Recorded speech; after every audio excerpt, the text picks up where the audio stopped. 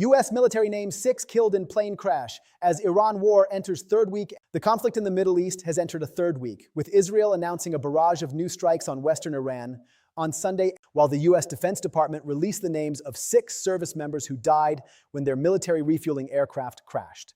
Iran's regional Gulf neighbors have continued to face attacks, with Saudi Arabia saying it had taken down 26 Iranian drones over its territory and the United Arab Emirates reporting a missile attack. Air raid sirens sounded in Bahrain and in Israel, in Tel Aviv. In Tehran, the Iranian Revolutionary Guard Corps vowed to pursue Israeli Prime Minister Benjamin Netanyahu, saying it would then kill him, according to Iran's state-affiliated Mehr news agency. Meanwhile, President Trump told NBC News he wasn't sure whether Iran's new supreme leader Mojtaba Khamenei was still alive, saying, "So far, no one's been able to show him."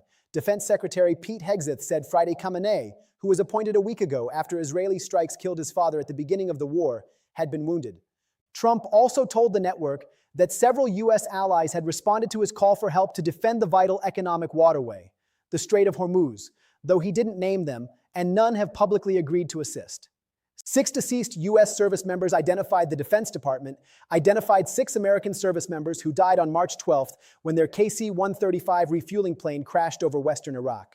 The Pentagon has said the loss of the Stratotanker aircraft was caused by neither hostile nor friendly fire and said the incident is under investigation. An Iranian proxy group claimed responsibility. 3 of the deceased were from the MacDill Air Force Base in Florida and named as Madge. John A. Klinner, 33, of Auburn, Ala, Capt. Ariana G. Savino, 31, of Covington, Wash, and Tech. Sergeant Ashley B. Pruitt, 34, of Bardstown, Kai. The other 3 were assigned to Rickenbacker Air National Guard Base, Columbus, Ohio. They were Captain Seth R. Koval, 38, of Mooresville, Dubai, and Captors Curtis J. Angst, 30, of Wilmington, Ohio, and Tech. Sergeant Tyler H. Simmons, 28, of Columbus, Ohio. The crash brings the U.S. military death toll to 13, 7 of whom have been killed by enemy fire.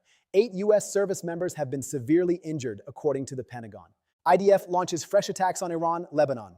The IDF has just begun a wave of extensive strikes targeting infrastructure of the Iranian terror regime in western Iran, the Israeli Defense Forces posted on their official X account on Sunday. The IDF also said it had struck Hezbollah targets in Lebanon on Saturday, noting, "The Air Force struck in the Al-Qatarani area several launch sites of the terrorist organization Hezbollah, from which the organization's terrorists plan to carry out launches in the immediate time frame." The headquarters of the Radwan Force Unit of the terrorist organization Hezbollah in Beirut were attacked and destroyed, it said.